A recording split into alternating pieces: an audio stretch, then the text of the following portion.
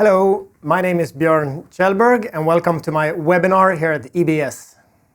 My role at EBS is first and foremost being a proud member of the Board of Education, and as a member of the Board of Education, my role is being the tequila guy, of course, since I love tequila and mezcal and Mexican spirits. So in that role, what I do is secure that all the educational material, both theoretical and practical, is up to par with legislations, trends, and so on. And secondly, as a member of the Board of Education, all us meet at least once a year, and also together with a greater educational team, just to go through what trends are out there in the industry, global trends, local trends, just to secure that the education we provide from European Bartender School always is at its very, very best. I got into this, and I got into EBS starting at the school in Stockholm, where I live today. So I'm Swedish, in case you missed that from my weird Norse name. Björn means bear, by the way, so I look like a bear. So I got into EBS through a friend of mine who was the then head instructor at the school in Stockholm, and he asked me if I would like to do a tequila seminar, which I never say no to doing a tequila seminar. So I did, and then we started talking, and that's when EBS has started to build the foundation of the Board of Education, just to take the next step for the school and the education. So I, of course, jumped on that train, because to me, when I started bartending in January in 2001, there were educations, but most of them were it was more about going away to party and learn how to do pretty much one aspect of the greater bartender profession.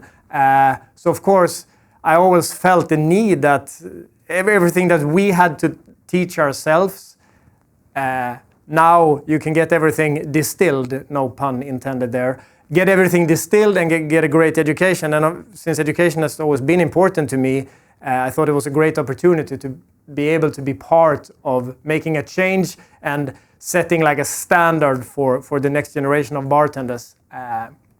So that's what I do at EBS. And a few years back, we started talking, me and the management board, I guess, of EBS, about doing educational trips. And for me, of course, we're just looking for an excuse to go to Mexico more often. But also, we want to create this Mexican trip to be able to offer a true experience, to really see both the tequila, mezcal, and raicilla and all the other agave products, see that the production from the inside, because I've been traveling quite a lot in the world of spirits, cognac, rum, whiskey, and so on. And to me, still, there's nothing that is so special as tequila. And I can talk and make presentation as much as I want, but before you actually go there and see it and smell it and touch it and meet the people, you can't really fully understand the depth of it, how deep it goes, and how culturally related and how almost ancestral it is sometimes. So to be able to provide this experience to more people is something I cherish a lot, and I'm very proud of being a part of setting this up. So that's short about me. Started bartending in 2001, and I really, really, really want to consider myself still being a bartender, but I'm sad to say I don't really have a bar to tend. So even though I make cocktails, I talk about cocktails, I talk about spirits, but without a bar to tend, there's not much bartending going on. So I guess I've entered the side of just being a mixologist these days. But that works for me, as long as I can talk about it at least. So again, welcome to my webinar, and we're going to go through a bit of the basics of tequila and mezcal, the differences. I'm going to present 3 different cocktails, a classic, a riff on a classic, and a more modern one with tequila and mezcal. And also, of course, talk a bit more about the trips and what you can expect from if you decide to go on the Mexican trip, which I can recommend. But first, of course, we need to break down a bit what is the difference between tequila and mezcal, because they're both Mexican spirits made from agave. So what is the difference? And in short, and to start from the beginning, I mean, making spirits from agave is something that's been going on for a long time. Making alcoholic drinks from agave has been going on for an even longer time, for at least 2,000 years. We know for a fact that they've been doing some kind of alcoholic drinks from agave. But if we keep it to like the modern era, once we learned how to distill in Mexico, and once it got spread and people start talking about it. So back then, the collective name for the agave spirits in like late 1500s, early 1600s was vino de mezcal, which pretty much translates into alcohol or alcoholic drink made from cooked agave. So we had vino de mezcal, later on shortened to mezcal. Then more and more producers and more drinkers started to discover this new spirit called mezcal. And the best mezcal, so to speak, was said back then to come from a little town in central western Mexico called Tequila. So you had vino de mezcal del Santiago de Tequila. That was by many considered the highest quality mezcal of the time. Fast forward to 1978, then tequila was granted a designation of origin, which means it got a set of rules and it was linked to a geographical area known today as the state of Jalisco and a few municipalities. So then you could easily say you had mezcal, and then one of the mezcals broke out and was named tequila. So you could produce mezcal all over Mexico, but if you want to call your mezcal tequila, there were a set of rules and regulations you had to obey, and you have to be active within the territory covered by the DO. And the rest of the agave spirits was then mezcal. Then in 1994, mezcal on its own was granted a designation of origin, which then means that since 1994, you're not allowed to call any agave spirit mezcal legally. Historically and traditionally, a lot of people do, but legally, no. So from 94 and onwards, we have another Mexican spirit called mezcal with another set of rules and regulations and with other borders and other states. And if Jalisco is the main state for tequila, the main state for mezcal would be Oaxaca. But there are another 9 or 10, depending on how you count, states where you're allowed to produce mezcal, but only in certain municipalities. So that's the first difference, the geography, where you are. Second would be the rules, how you produce. And the third and key rule would be what agave to use. There are hundreds of different types of agave found only in Mexico. But for tequila, only one is permitted to be used for tequila production. And that's one called agave tequiliana Weber Azul, or blue agave, or blue tequila agave. That's the only agave you're allowed to use for tequila. And for mezcal, you may use technically any other kind of agave, but say there are like 30, 40 maybe that are more commonly used. But the most common one is one called espadín. So you have the difference between tequila and mezcal is where you are, how you do it technically, and what agave you use. Then the big and most important difference, of course, comes from the flavors. So tequila, it tastes like tequila. It's going to be mind-blowing. Mezcal tastes like mezcal. And to break it down, I mean, there's no rules defining how it tastes, but mezcal is often more earthy and more rustique in the character, whilst tequila is often a bit smoother or cleaner in the taste, without using clean or rustique as positive or negative. It's just different styles. So tequila and mezcal, so that's the basic of it. But they are closely related, and once upon a time in history, tequila was mezcal as well. And when talking about tequila, there's only one hero who serves, so to speak. When we talk about tequila and cocktails, the hero, the king, the queen of tequila cocktails must be the Margarita. Loved by many, known by everyone, And according to some statistics I've seen, I have no idea how to come up with it, but it's supposedly it's the most sold cocktail globally. I don't know if that's a fact, but I really want it to be. But the Margarita cocktail, so basically a tequila sour using an orange liqueur for sweetener.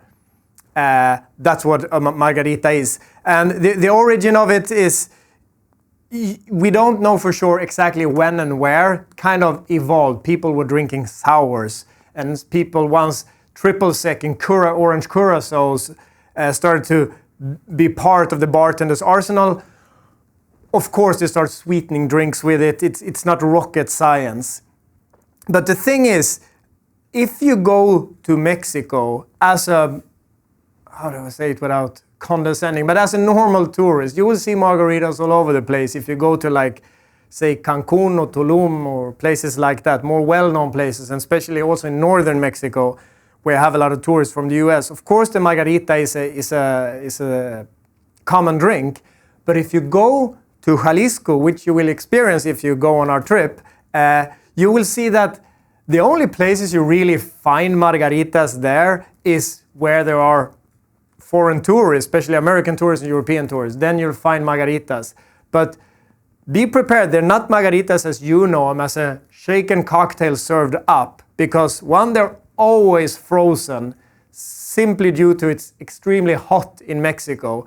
And I think, to me, Margarita is one of my all-time favorite cocktails. But a warm margarita, lukewarm margarita, it's really not that delightful, to be honest. And in a hot temperature, it's gonna lose its freshness pretty quick. So it's always served frozen, and it's pretty much also always flavored, either with tamarind, or with Jamaica, which is hibiscus. So either hibiscus margarita or tamarind margarita.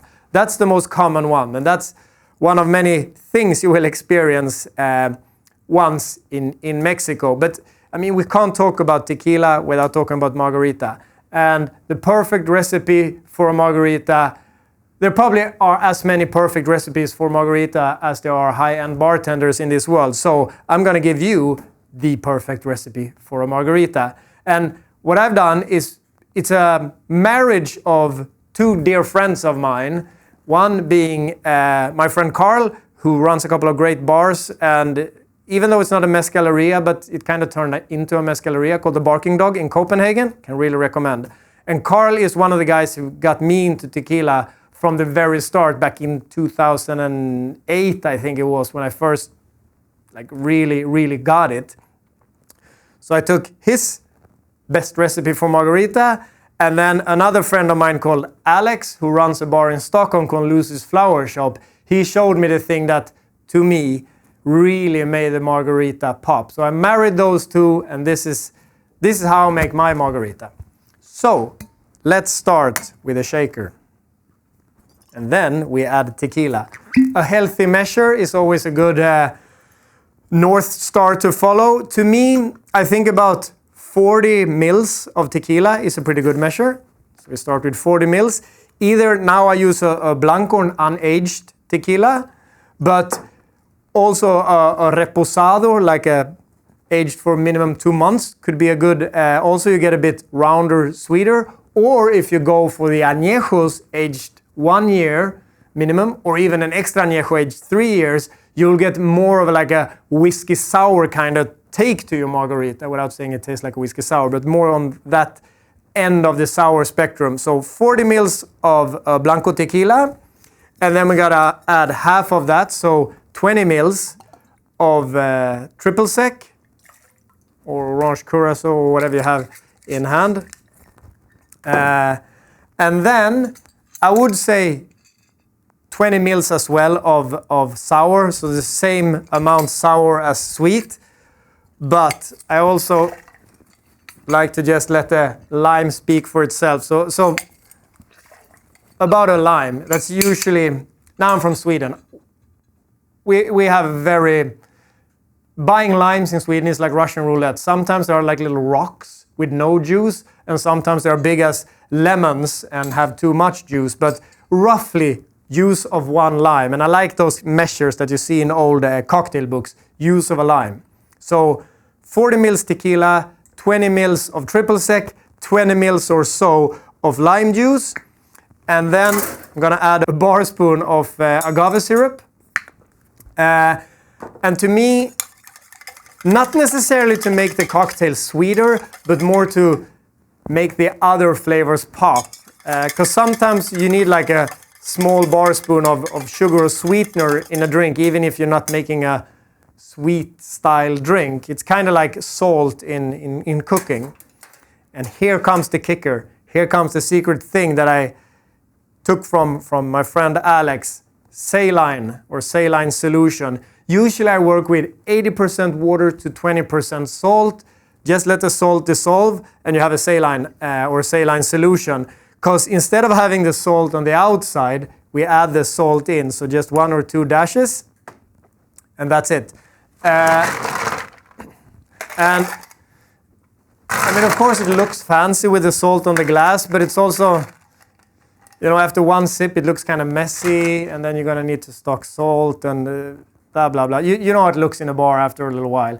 So that's why I like to add the salt in. And salt also helps, as long as it doesn't taste salty, salt also enhances the flavors and especially enhances the fruitiness. Kind of like pairing wine with food. Salt brings out the fruit in the wine, and same here, it brings out the fruit from the tequila, connects the fruit of the agave and the triple sec. So that's how I make it. So again, 40 mils tequila, 20 mils triple sec, 20 mils or so of lime juice, a bar spoon of agave syrup, and 1 to 2 dashes of saline. And shake it.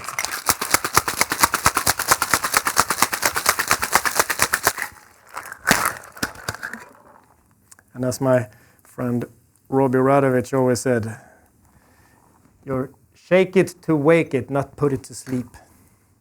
And then strain it. If you want to fine strain, that's okay, but I don't know, for some reason I prefer not to. And now since we have the salt in the cocktail, we don't need to have it on the glass. So that's, to me, the perfect margarita. Hope you enjoy it. Salud.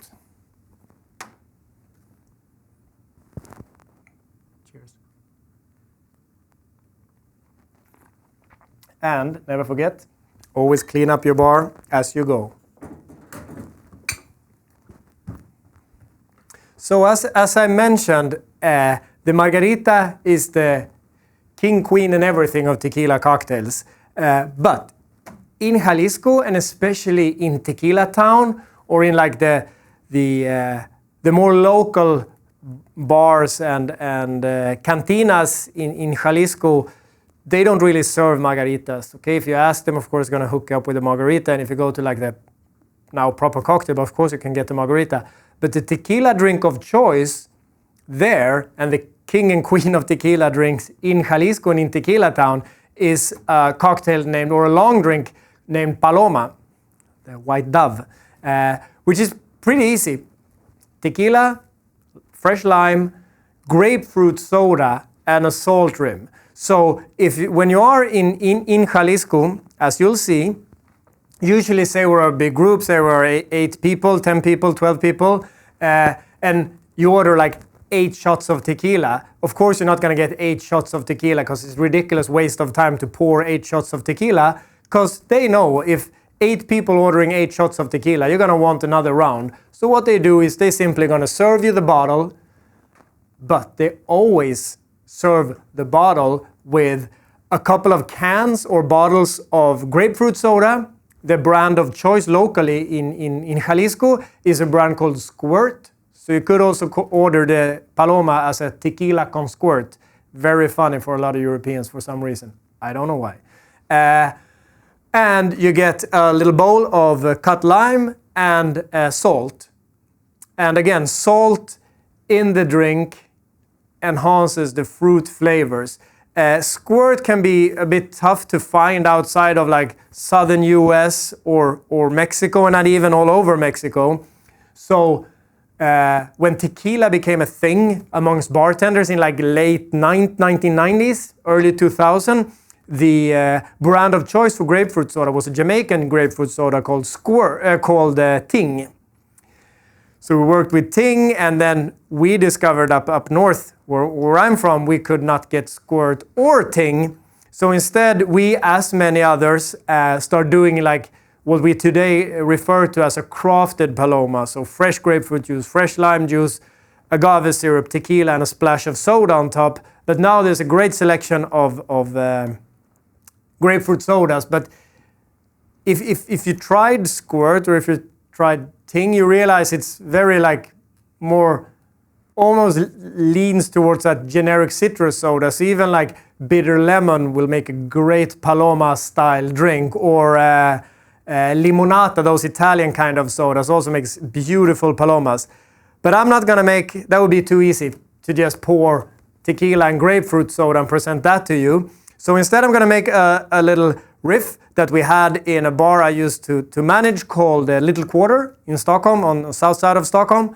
And we did a highball menu in, I want to say, August 2015.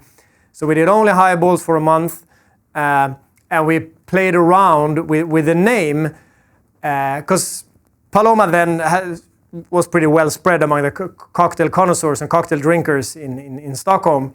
And everyone knew it's a tequila and grapefruit. But in Sweden, we rarely say grapefruit, we simply say grape, which, if you think about it and if you know English, you know grape is the thing you make wine from. So we wanted to play around with the word, kind of make a pun. So we called the drink or the cocktail Paloma and Grape, just to, being a bit provocative is a very strong word, but you know, people, yeah, but it is grape in a Paloma. Yeah, I know. So here's how it went. So highball glass, start with that. Start with a healthy measure. Classic highball measure of tequila, which is 50 mils. Speaking of 50 mils, 50 mils is also a great cocktail bar in Mexico City. So 50 mils, and a little something for the road.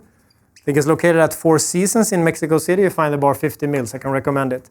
So 50 mils of tequila, and then we made our own salted grape soda. And if you say grape soda to a Swede, they're gonna think grapefruit soda, but it's not. It's made from actual grapes. So what I've done is I took seedless red grapes, water and sugar, equal amount sugar and water, and about the same amount of grapes, and just let it boil and bring to a boil, lower the temperature and let it simmer. And I'm really sorry about this, but the most exact timing for how long it should simmer is until it gets purple or reddish. That's when it's done. Take it away, take it off from the heat, strain it so you get the grapes off, and then you add a wee bit of salt. And you don't want it to taste salty, because then you think about when you're out swimming in the ocean, and that's rarely a positive experience. But you should just feel the saltiness lingering in the way back. That's when you have a perfect amount of salt. So for like half a liter of syrup, about half a bar spoon of salt is usually enough. And then you adjust the acidity with citric acid. For half a liter, about 4 bar spoons. I know to get it more correct, you should weigh everything, but this is the quick, easy way to do it. Use traditional bar measure. So about 3 or 4 bar spoons of citric acid. Just stir it, leave it to cool, taste it. Is it acidic? Do you have a saltiness lingering in the back? Do you taste like this sweet fruitiness from the grapes? Then it's perfect. And then you mix it about 1 part syrup to 2 parts water, and then carbonate it. I always use or not always, but if I have it, I use the Easy Twist and Sparkle because I think it's easy. You could also use a more traditional siphon. You could use a soda stream, even though that usually gets quite messy. So the Easy Twist and Sparkle is what I prefer. So 50 mils tequila, add some ice, top up with salted grape soda. Garnish it with either a lime or with a grapefruit. And technically you have a Paloma because it's grape and tequila. And if you really want to get the grapefruit really in there, one riff you can do that I sometimes do when I do this as presentations others is to infuse the tequila with grapefruit zest just overnight.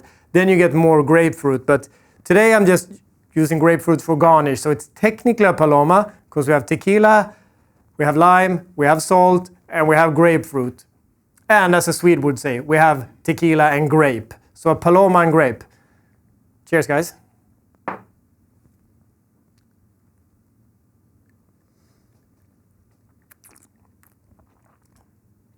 Whoa, sometimes I actually succeed with a cocktail.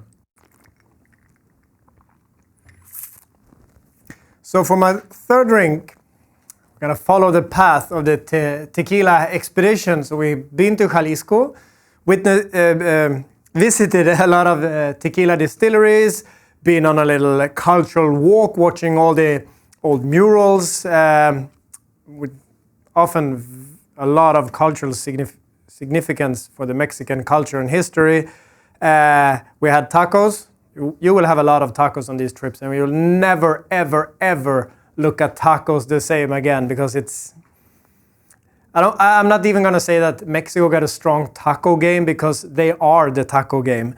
So we've done all that, had a great time in Tequila Town, in Guadalajara, maybe also up in Arandas, visiting the distilleries in the highlands, getting to know the difference between the highland style tequila, the valley style of tequila. Now it's time to go south, down to Oaxaca, which again is the main producing state for mezcal. But you are allowed to produce mezcal in, say, 10 states, but Oaxaca is the center. And I think somewhere along the line, 80 to 90% of all commercial mezcal you find comes from Oaxaca. And Oaxaca is quite different from every state in Mexico, different from the other, obviously. But Oaxaca is very different from most of them because you have so much indigenous culture there. So it's a lot of craft, art, and old style culture. So it's very much alive in a new way that we're not used to, especially coming from Northern Europe. We're not really used to that in that sense. So it's an amazing, it's really a, to be honest, it's really a life-changing thing to go to Oaxaca. So you'll witness small mezcal palenques. You will go to, and actually see that Oaxaca City actually do have a cocktail scene now. So we have this really awesome mezcalerias with selected small batch mezcals that the owners of the mezcalerias buy straight from the producers, side to side to like pretty like solid cocktail bars, of global standard solid cocktail bars, which is really cool. That was not there when I started going there some 10 years ago. But to honor that, I'm gonna make a mezcal cocktail, and also most of the time when you order tequila or mezcal, and also even rum cocktail in a bar, most of the times you get a shaken cocktail, which is a riff on a Margarita or daiquiri, so like a sour style cocktail, or maybe a highball style cocktail. But too seldom you get a stirred tequila or mezcal cocktail. So I'm thinking we should go with that. And I'm going to do a riff on a contemporary drink that I think was invented or created. Invented is such a strong word. We make cocktails, for God's sake. We have fun, we make fun. We make sure people have fun. Created a cocktail. I think it was Alex Day from Death and Company in New York City. And he called the drink Joy Division. And it is the Joy Division cocktail is a gin cocktail. But I really, like the cocktail, and I also like the formulas. I played around a lot with the Joy Division. So I'm gonna do it now with mezcal, and you'll see what I mean with the formula, because it's really easy and really interchangeable. So we start with 40 mils of mezcal.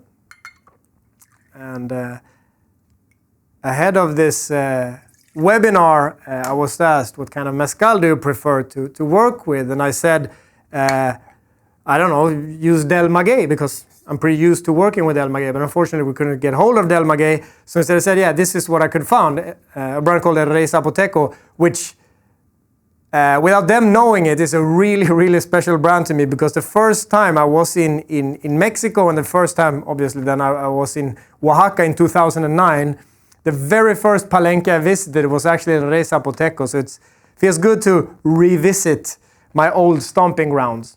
So 40 mils of mezcal, and then we're going to use 20 mils of a dry style sherry wine. I'm using now a Fino sherry, but also any drier style of cherry would work. Even up to like an Amontillado would be perfect, get more nuttiness. So 40 mils of mezcal, 20 mils of dry sherry,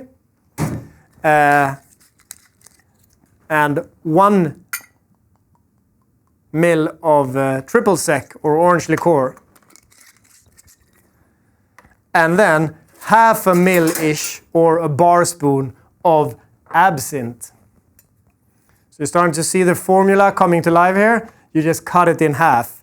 So you start with 40, 20, 10, 5. And I know a full bar spoon, modern bar spoon is most of the time 7 mil, but you get the picture.